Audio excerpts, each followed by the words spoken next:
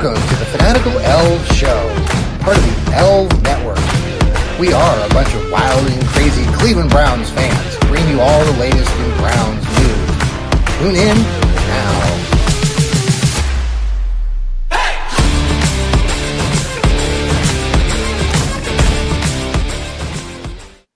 And good evening, everybody, and welcome to another Fanatical Elfz Show. It's Thursday night. We are a bunch of wild and crazy fans. That's Jarrell down there with his apparel, wonderful sweatshirts that he sells, Dog Food Radio. He can tell you all about it. You got Sam the man down there in Texas, not wearing a Cowboys shirt. Thank you, Sam.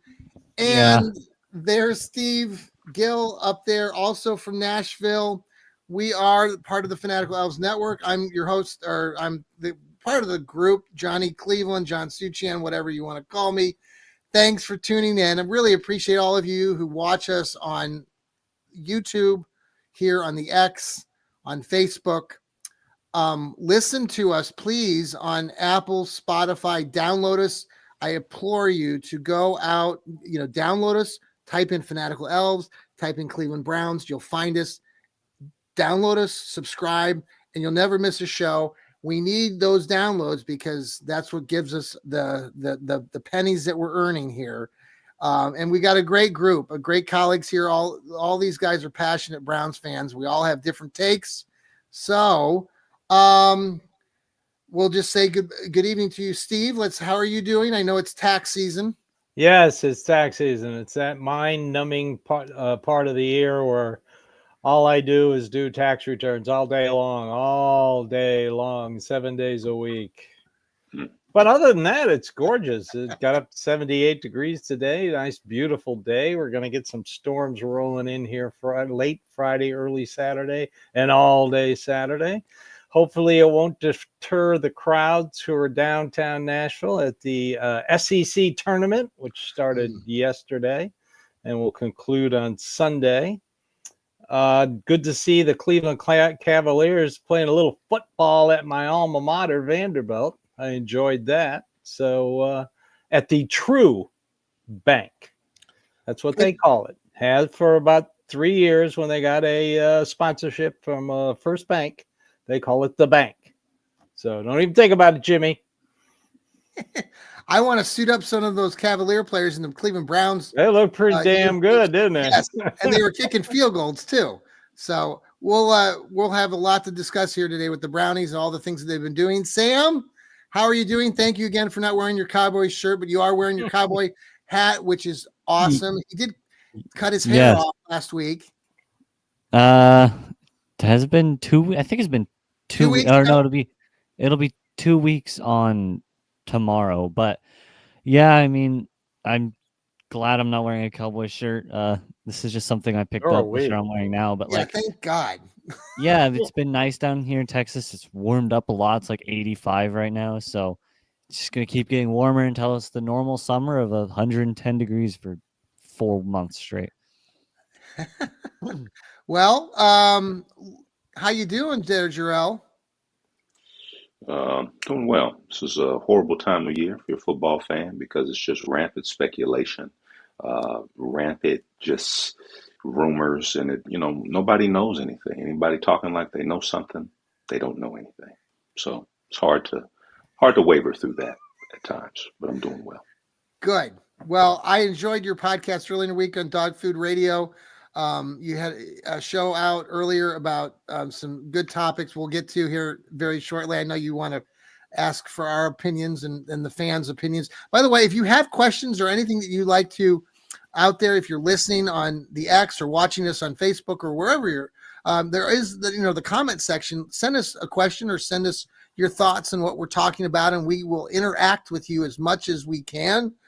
We really appreciate that. I know there are so many of you out there that are watching right now that are very loyal to our Fanatical Elfz Network, so thank you. Today, Jack Conklin, lots of things going on. We'll just start with Jack Conklin because they did redo his contract. Restructured it.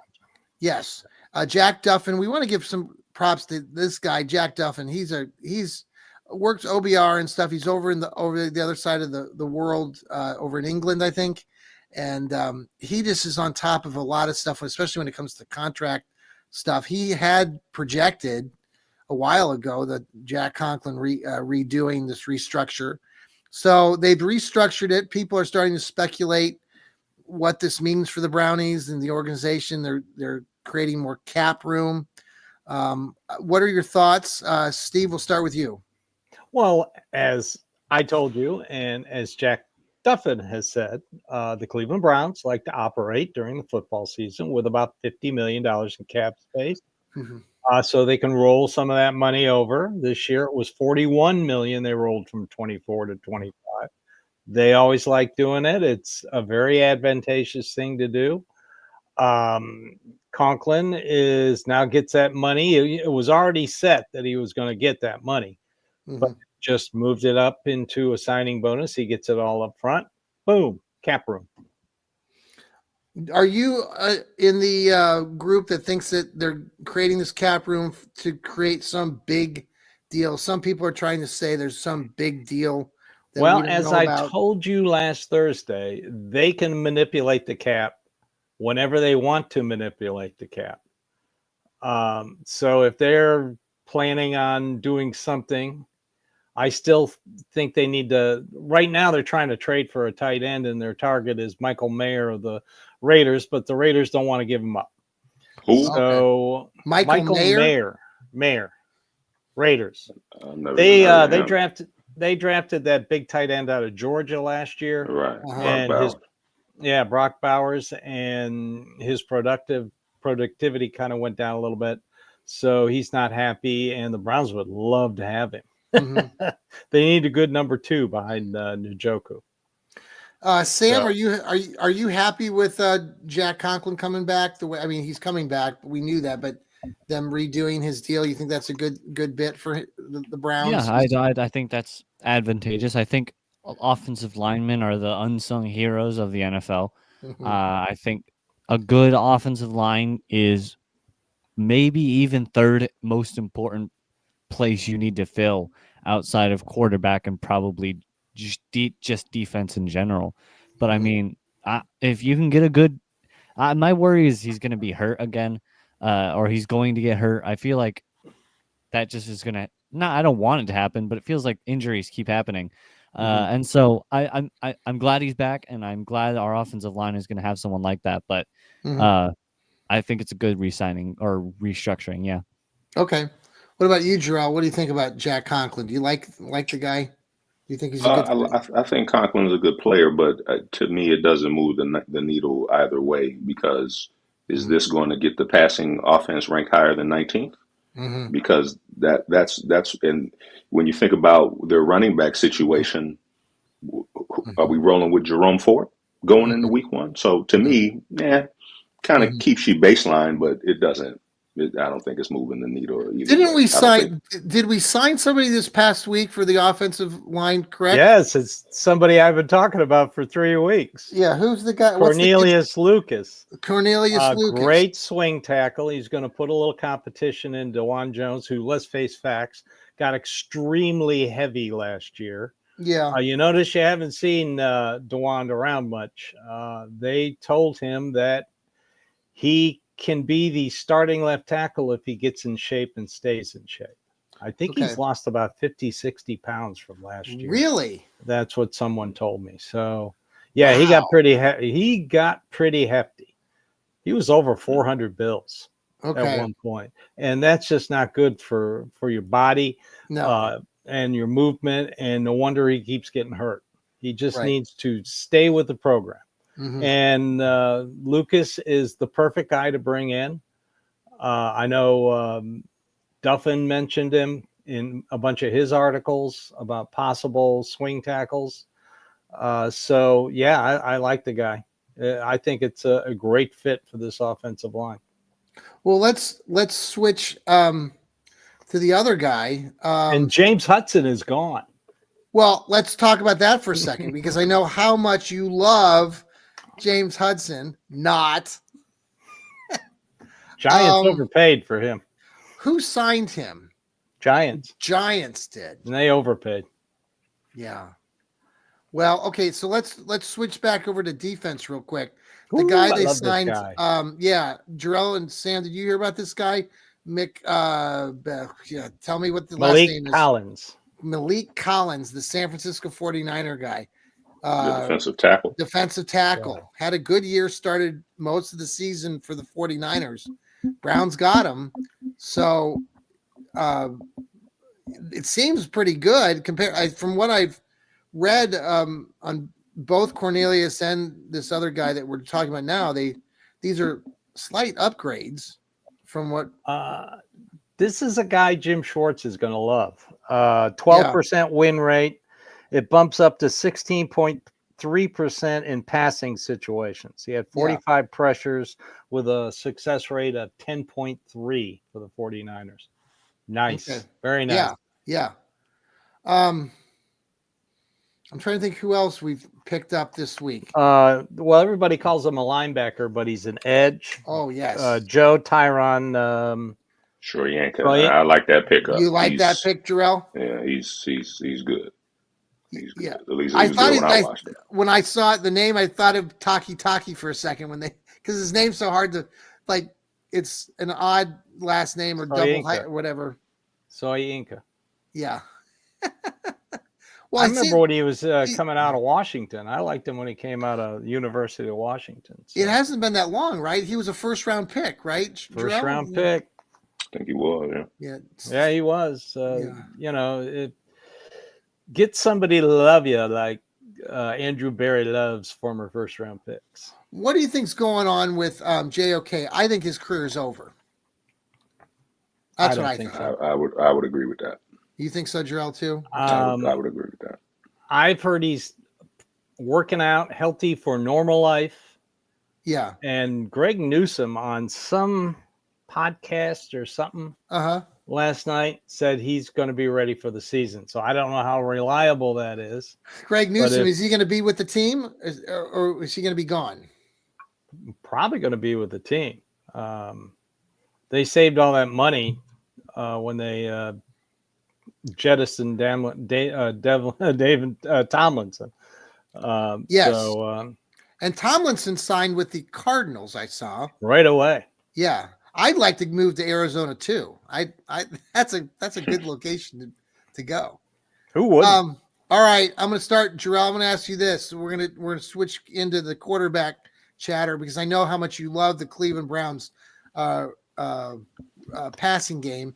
No better than 19th. I listened to your podcast the other day and you broke it down and you talked about it. You went even case by case again, which you do a really good job of if people go back and listen to your analysis of that.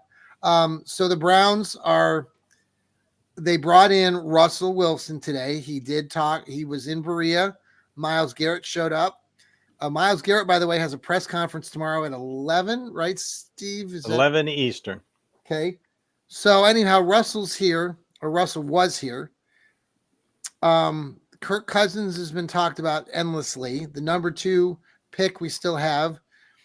Where are you at with Russell Wilson, with Kirk Cousins, and the draft pick and the passing game?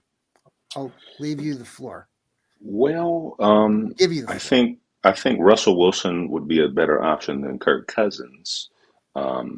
Kirk Cousins, coming off an Achilles. I've had an Achilles injury. He's in his. It's going to be. He wasn't even mobile to begin with, so I don't really like that. I think they only throw Cousins out there because of the connection to Stefanski. But again, I believe that if I remember the stats correctly, they didn't have a top 15 passing offense when it was Kevin Stefanski calling the plays for him. So I don't really like that. With the number 2 pick, I was actually doing some research today.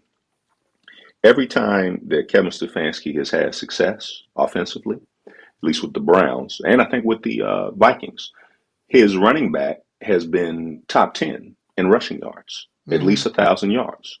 Dalvin Cook and Nick Chubb.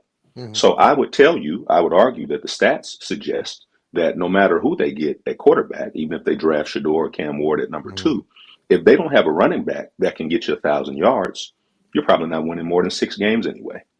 Well, now because this Jerome Ford offense, was close to that. Now I know you're not excited about he was Jerome close to Ford. 1,000 yards this year. I thought he was up in the 700-800 yard rank. I got it I right here. Let's pull it believe. up. I'm just trying to use my bold Shooting from the memory. hip, aren't you, John? Well, shoot. My memory is shot, but Oh, you're my too short-term young. memory. It's that Okay. short-term memory. I lose my phone. I feel like Becca from that miniseries we're watching. This Is Us. Mandy Moore, who plays Beck. She'd always lose her phone. I don't Now, watch now, it. John, now I have it here. Now, you said, where was Jerome Ford? Where do you think he was? 700-800 yards. Okay, based on what I'm looking at here, this is I don't. 2024. I didn't pull it up to look. This But is NFL rushing statistics. yeah, what's They he at? have Jerome Ford ranked number 38 Okay, with how many behind yards? Zach Charbonnet and Kyler Murray, So what was his yardage? 565 yards. Okay, I was off a little bit. You were thinking So, of 2023. When Okay, he was is that around 800 yards in 2023. okay? So I wasn't okay. I so, wasn't making that. so, I mean, 565 yards, that's not going to cut it. So, to me, Mhm. y'all know how I feel. Stefanski is the common denominator. He's not I don't know where this narrative comes from that he can work wonders with quarterbacks because the numbers suggest that he can't, Mhm. right? And if you go look at the numbers, running backs have bailed him out and made him look better than what he is because of what? So Because of if play action. That is why. Sam, do you think if the Browns go back to what Stefanski's, his intentions of running the offense or being his offense, if they do go back to that more or less, do you think what Jarrell is thinking, or do you think it's going to be more? I'm not like I don't know what I'm asking here, but Stefanski's offense hasn't shown us a whole lot, but I feel like, again, not trying to defend Stefanski, but I feel like it's going to be an unfair challenge because you're not going to have a superstar running back. You're not going to have a quarterback.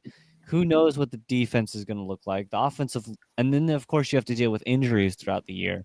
So again, it's like not totally fair because he might be a good coach if you put him on a good team, but then again, you have to build and coach a bad team. That's way harder than coaching a good team in some cases. So I believe that. But this team, I guess I come back to the fact that this team was 11-6 and went to the playoffs 2 years ago. And so, if you listen to the national pundits this week, many of them are suggesting that the Browns, with the talent that's on paper, should be able to reverse course and be back in competing for a playoff bid. And I know, Jarrell, you said on your show, and I agree, like there's nothing short of the Browns shouldn't, be moving the goalposts. This team should be able to get to the playoffs. They should be able to go into the playoffs more beyond just one game.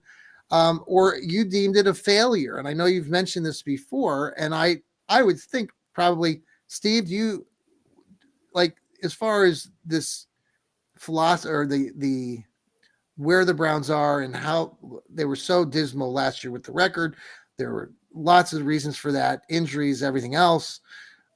But, for me, I'll just start with my take on it. I think the Browns definitely should be able to get back to the playoffs. If they can't make it back to the playoffs, then I don't deem it a failure, maybe like Jarrell's saying, but I would be happy that they improved. I'm basing this on that they will improve over only 3 wins. But I don't think of it as a failure. But I certainly expect them to be in the playoffs, and anything less than a playoff, a game and winning a game, I would be disappointed because you're talking about Stefanski in year 6. Steve, where are you at with all this? Well, first of all, I'm not going to get into this year. We're just how many days into free agency? What? League year started yesterday at 4:00 Eastern? Come on, we still got the draft. We've still got a ton more players to sign and or trade with. Yeah. So, I'll wait. It's like when it's college signing days. Yeah. Everybody goes, oh, they're going to be great. No, tell me how they finish. All right. 2 or 3 years, we'll know how they do. I mean, look, they need to improve the running game. To improve the running game, you got to improve the offensive line. They got an offensive line coach who studied under Bill Callahan, who preaches the wide zone running scheme. So you got a draft where you've got 30 players who have draft grades at running back. Yeah. 30. They're going to draft 2. They're going to get their bell cow. Things are looking like they're going to re-sign Chubb. He's not going to be your number 1 back, but right now he's finding out the awful truth that the market for him is below the Mendoza line. So the best deal he'll get, unless he wants to wait all the way to training camp, which that's not Nick Chubb, they're going to re-sign him. They'll keep Jerome Ford. And like I said, they'll draft 2 backs. They got the picks to draft 2 backs. This is a great draft to get a really good running back. So you fix the offensive line, you give him a running game. Kirk Cousins, I don't know with him. He was ranked number 23 out of 44 or 48 starting quarterbacks last year. Yes, he got dragged down near the end of the season. I saw a lot of his games because I visited my brother-in-law in North Carolina, and they're always showing the NFC South on TV. So I got to see a lot of Carolina, Tampa, and Atlanta on TV. Russell Wilson, I don't know. I've heard that with Stefanski's system, it could work. What impresses me about him last year with the Steelers, 16 touchdowns, 5 interceptions. Keep that in mind. This team hates it when you turn the ball over. With Stefanski, I know your opinion of him is not very high. Is there anything moving forward in your mind right now that would, just out of curiosity, that would change your opinion of Stefanski and what you've already shared about a lot with his statistics and where he's at? Is there anything that you think that would help you or change your mind? And if you don't want to change your mind, that's fine. I'm just curious. Is there anything that you think Stefanski could do at this point going into year 6? I know we're far away from playing the games, but. Well, here's the thing. I think Stefanski in a different division, if he went to the AFC South, I think he could drag a team to the playoffs because the division isn't that hard. I think if he went to the NFC South, I think he could get a team to the playoffs. The problem is that he's in the AFC North. And the problem is that you have Jim Harbaugh and Mike Tomlin, who I think are better coaches than he is. They're better leaders of the locker room. They're better situational. They're better at crafting the game plan to fit their team, to fit their pieces. They're not bogged down in calling the plays, so they're actually just CEOs of the game, whereas he wants to be Andy Reid and call the plays. And the funny thing about it is he gave up plays, and we saw that Jameis Winston started putting up monster numbers, right, with what's our guy's name that they fired?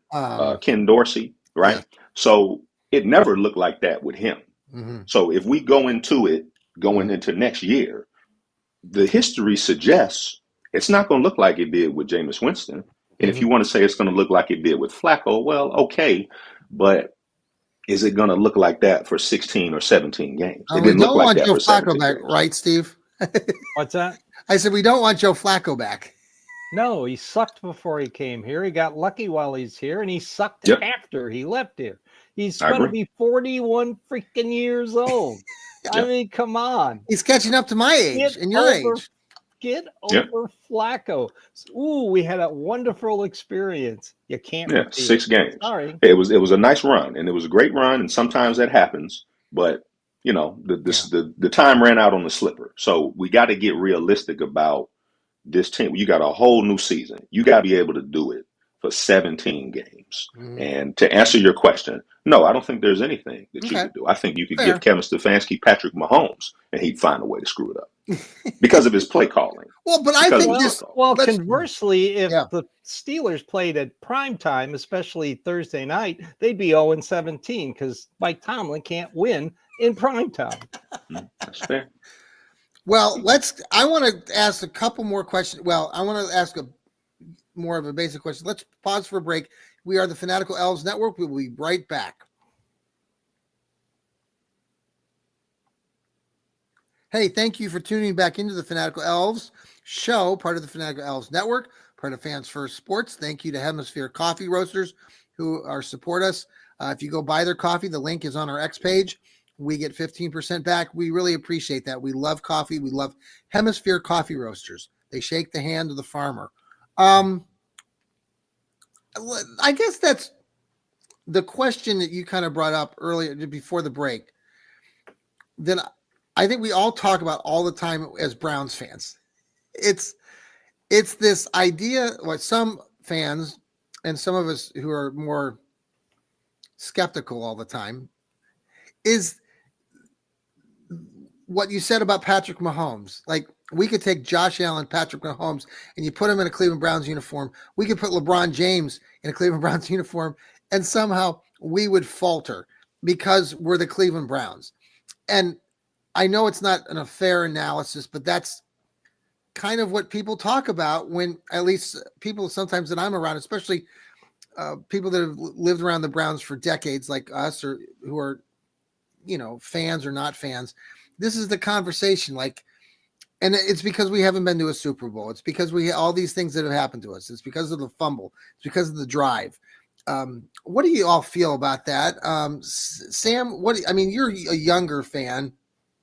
You didn't experience all those things in the past 3 or 4 decades, but how do you feel about like what Jarrell said about you put Patrick Mahomes on this team, or even like a Josh Allen, and you wouldn't see what these guys have done? I feel like if you put Patrick Mahomes on the team, we'd win pretty easily. I think we have a good core of wide receivers, a good defense. I think Mahomes is good enough in of himself that he would be able to account for some of the faults of Stefanski. I think it wouldn't be a perfect team, but I think if he had Mahomes on this team, nothing else changed, just Mahomes, I think we would be a really good team. But it's hard to tell because, we did do great with Joe Flacco. No one expected Joe Flacco to be so good with us and then collapse in the middle of the playoff game. But was that just luck, like Jarrell and Steve? But no one would have expected that. That probably might have been luck, but unfortunately, it's too hard to predict anything, too hard to really mess with things in such a way. But I think Stefanski's definitely got to prove something soon. Otherwise, he's not going to be a Brown anymore. Steve, I know that you've been a lifelong fan yourself too, and more than a longer time period. Do you probably don't, what I'm sharing as far as this idea out there that you could put any of these other players on the Browns, it's probably not fair as that I say that, or is it? You think it's hogwash? I don't think it's hogwash. I think Pat Mahomes could succeed with his team. Like we talked about after the Super Bowl, you had Patrick Mahomes, the quarterback, the franchise quarterback that lifts the team around him. And then you had the Super Bowl winners, the Eagles, for that one game. The team lifted the quarterback. So you had an example of each of how to build a football team. You wonder which one is it? Are we in a transition? All you got to do is get back to running the ball, running the offense the way it was when Chubb was going crazy. But Jarrell mentioned, and you both have talked about this, and even we've all talked about it. But the idea, like Jarrell, you just mentioned on your podcast on the other day, that how much with the run game, we all know that we need to run the ball, but how much of us being in the top 5 running games was it the Stefanski offense, or was it simply Nick Chubb? And I think we all agree that a little more or less it really was Nick Chubb and his talents. Yep. I don't know if we're going to find a back like that, and maybe we draft somebody, a kid, in a couple months. I'm excited to see who the Browns do draft, because I've studied some of these running backs, and it's such a deep group. Pardon me, I'm burping up my Diet Coke. That's what worries me about this team going to a dome, because they are already, and y'all may not agree with me on this, but I think if you were ranking all 4 AFC North teams, in terms of physicality. I wouldn't put them above the Ravens in terms of physicality. I wouldn't put them above the Steelers in terms of physicality.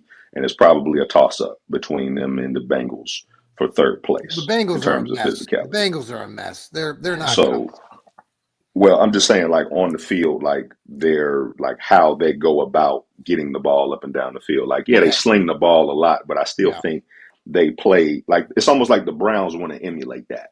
And when you had Nick Chubb, you really didn't have to do that. You can just run the ball, like Steve just said, run the ball down their throats.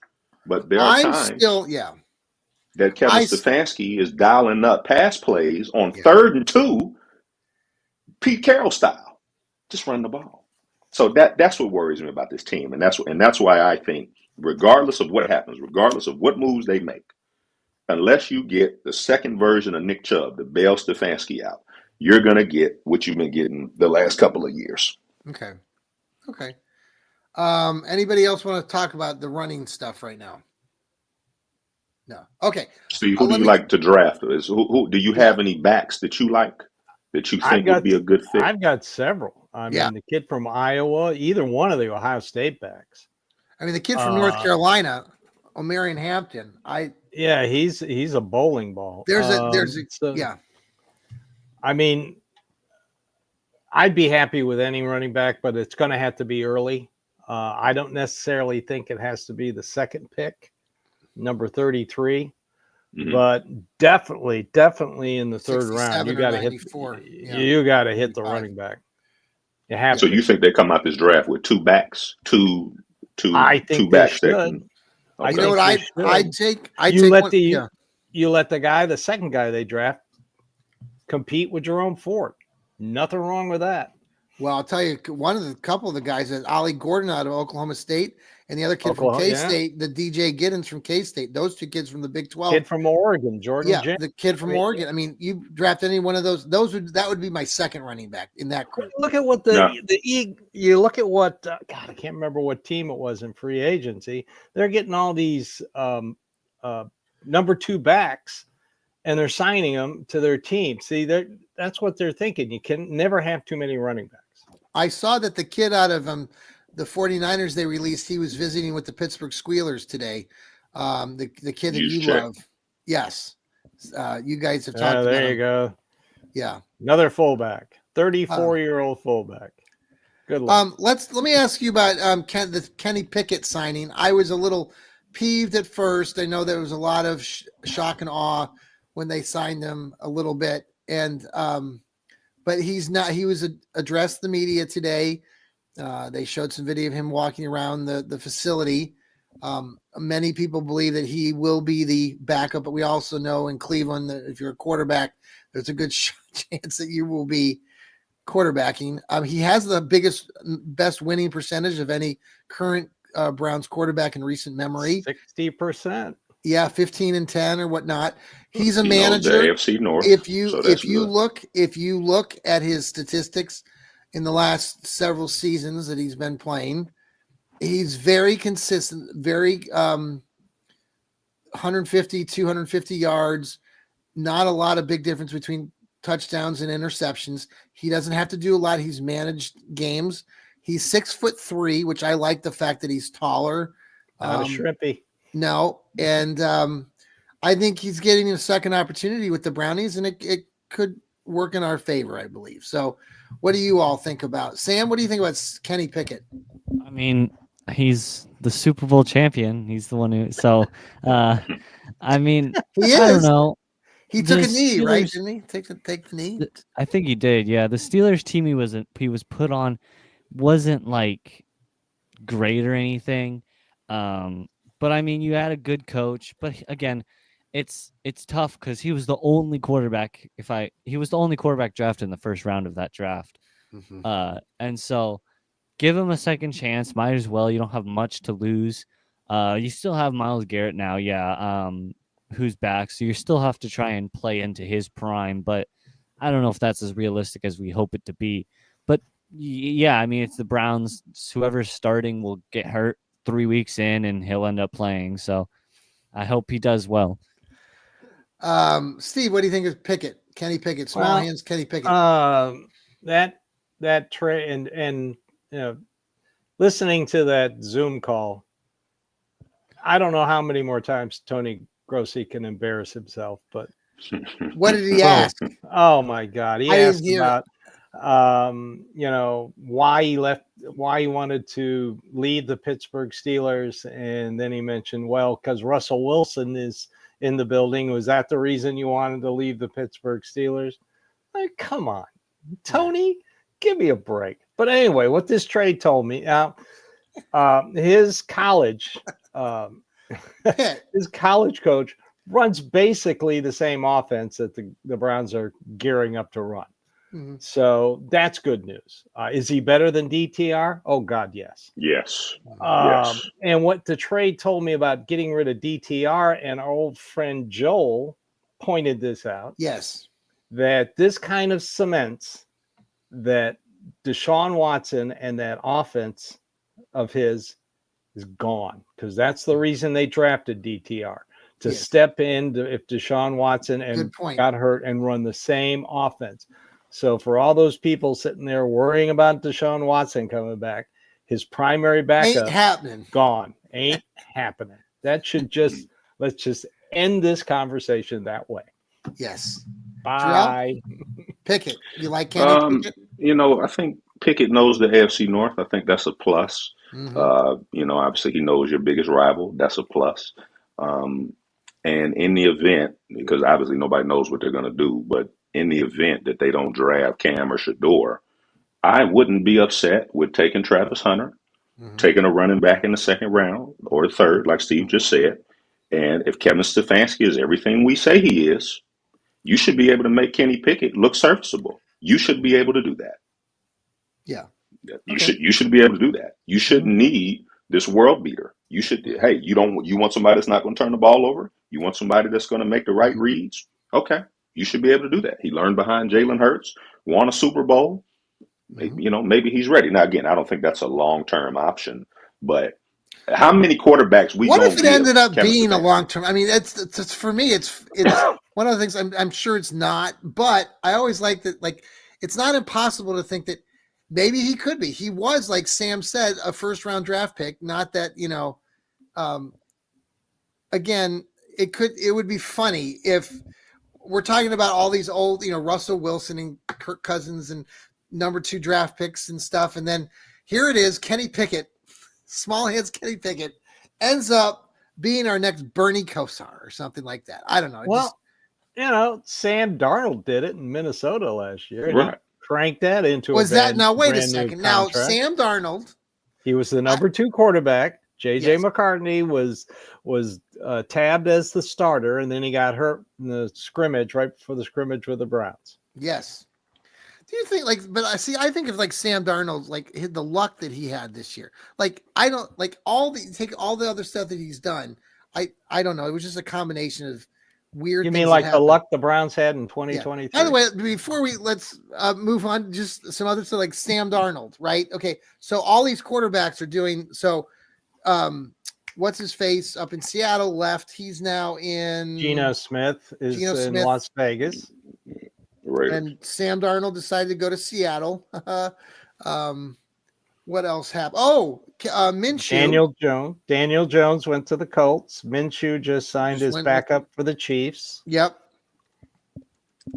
Anything else? I'm trying to look at all the other quarterbacks. I find it odd. Aaron Rodgers is on the beach. And he's trying to decide what to do, but it might take him months because he just they're on Aaron Rodgers. Now, John, real quick, eating mushrooms in a black box. Jarrell? And this is not, I'm not a Sam Darnold fan by any means, but this is what I talk about, knowing your players and knowing situations. He threw the ball 40 times, 25 of 40 in the playoffs against the Rams. Mm-hmm. And I'm asking y'all, would you let Kenny Pickett, let's say Kenny Pickett's the starter, and he gets to the playoffs. Would you want him to throw the ball 40 times? No. Would you want him to throw the ball 30 times? Yes. See, I wouldn't. That's what I'm talking about. So that no more than 30. No more than 30. That's too many throws. That's too many opportunities. But we know, he can only run the offense that Kevin O'Connell is calling. I mean, they lost their last 2 games of the season, and that young genius coach panicked in his Right. So playoff was it game so was against it Durant. Darnold's fault or was it coaching? That's Yeah. what I'm It was getting at. coaching. It was coaching. Well, and But that's the his problem with success is due to coaching as well. I mean, you got That's to true. take the good with the bad. yeah, and That's that's true. what Okay. Any other Nick Bosa ends up going to the Buffalo Bills now. Yeah. Anybody else big out He there didn't like Mr. Harbaugh out in at the Chargers.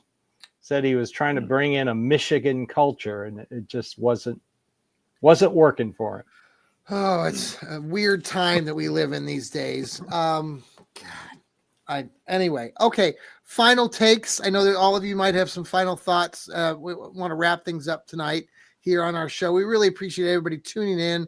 I know there's a plethora of other things to talk about, but we'll have another show next week. And I know Jarrell will be having some shows. Steve will have his dog Pound South. Thank you. Cleveland God Browns. dang it. Dog Pound South. Sam will have his Browns breakdowns. Yep, I will have that my should be- Johnny Cleveland podcast. I'm sorry, Sam, I cut you off. I was just gonna say that should be out maybe Saturday. Wonderful. Browns Blitz with Rod Bloom just came out earlier today. Yes, And Ethan Greenberg and Heather, they had a special guest, Matt Fontana. Yes, that Matt Fontana. He's been on ESPN Radio and popular person over there. Wasn't he on 850? Right? He's been with that group. So they interviewed him the other day. Good stuff there. So, and Lou Marconi will be having his Burning River Browns talk tomorrow night, Friday night. So tune in for that. Sam, let's start with you. Final thoughts tonight. I want to bring up Sam Darnold a little bit. Well, what he did was probably likely a fluke. Yes, I mean it is really, really hard to go 14-3 in an NFL season. It is extremely difficult to do so. Now, of course, they didn't go anywhere. They lost immediately. The end was near when they played against the Lions, but it is very, very difficult to go 14-3, regardless of your team composition. That is a extremely difficult feat. And so, do I think that's going to happen with Kenny Pickett? Probably not. But I mean, again, it Fingers probably crossed, was maybe it will. a fluke. What? Okay.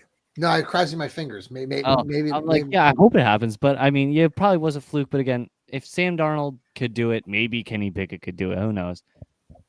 All right, Jarrell, final thoughts. I know you got a lot. Well, to piggyback off the Sam Darnold thing, it doesn't hurt when you're throwing to weapons. When you're throwing to Justin Jefferson, you're throwing to Addison, you're throwing to guys that can get open, and you got a running back you can hand the ball off to. The Browns, Andrew Berry and Kevin Stefanski are clearly not good evaluators of talent. And if they are good evaluators of talent, they're not good evaluators of talent in their system. There was a guy that I sold cars with him. He played for the Browns, I think in the 80s. And he told me something because he wasn't a high draft pick. But he said, when you get to the league, either you can play or you can't. That's it. So in practice, they're seeing these guys. Mm-hmm. And you're telling me that Kevin Stefanski and Andrew Berry felt confident enough to roll DTR out multiple weeks? Again, you got to tell me what you're seeing. What's the evaluation process? Which is why when you're thinking about the second pick of the draft, it really only comes down to 4 players. Cam Ward, Shador Sanders, Abdul Carter, Travis Hunter. Don't overthink it. And maybe, just maybe, you can get some explosive plays out on the field to help out your guy Stefanski.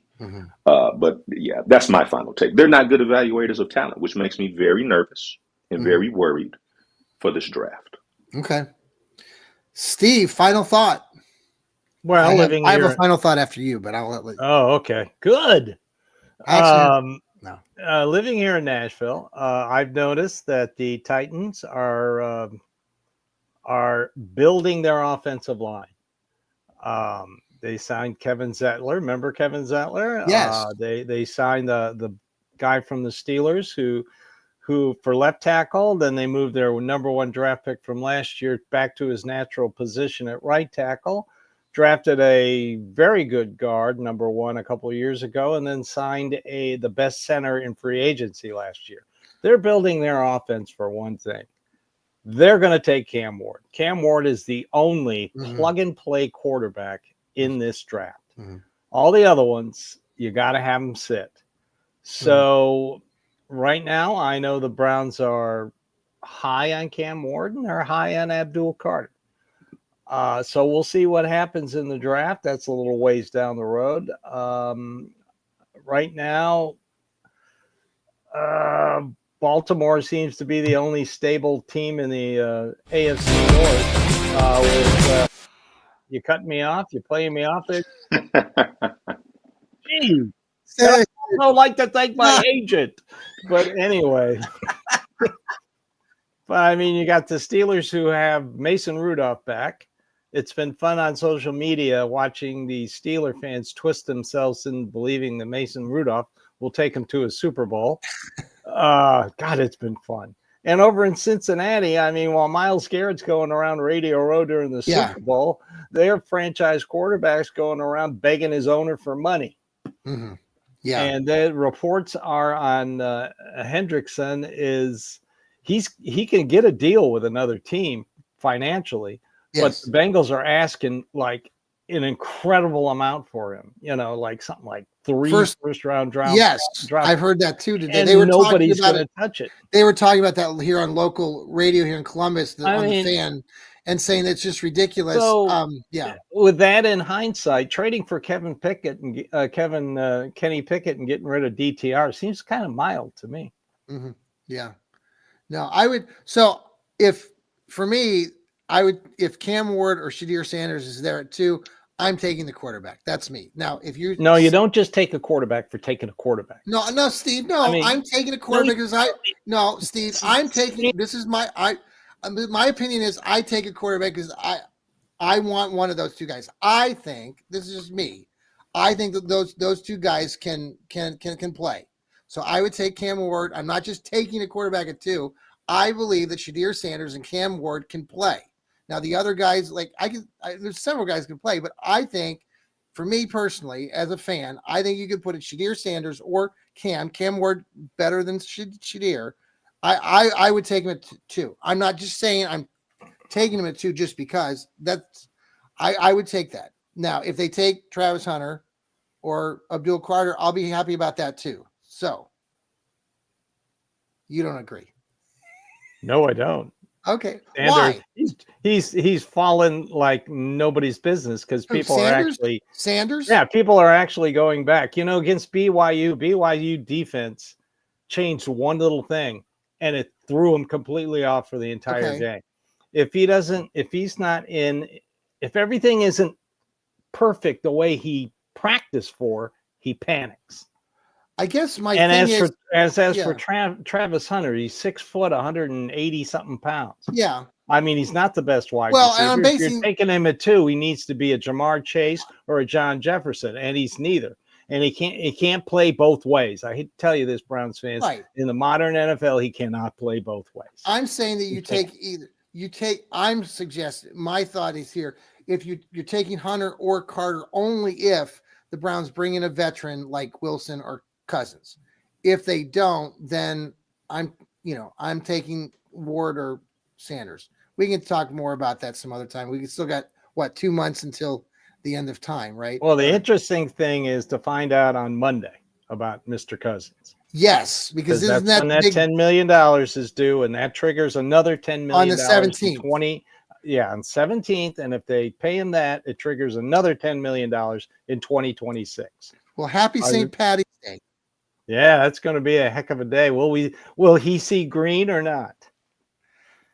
I say not. But guys, Jarrell, I can't imagine them keeping him. Steve, thank you. Sam, thank you for being here, part of the Fanatical Elfz Network. Everybody have a great night. Good night, everybody. Go Browns.